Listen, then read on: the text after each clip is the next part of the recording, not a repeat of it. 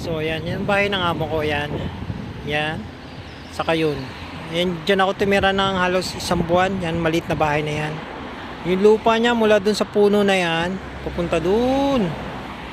Hanggang dito. Yan, hanggang sa puno na yan. Kanya lahat yan. Yan.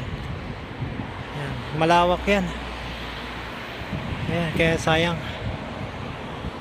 Umiyak yung amo ko eh. Ayan, ang ganda ng view, guys, oh. Tignan nyo naman yan. Namnamin na natin.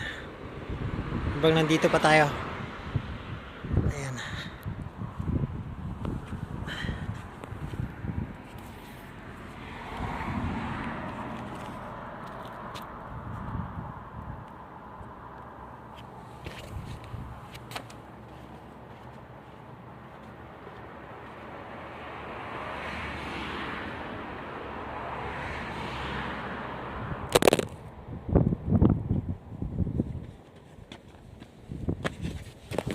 Ay, lumagap ako pa.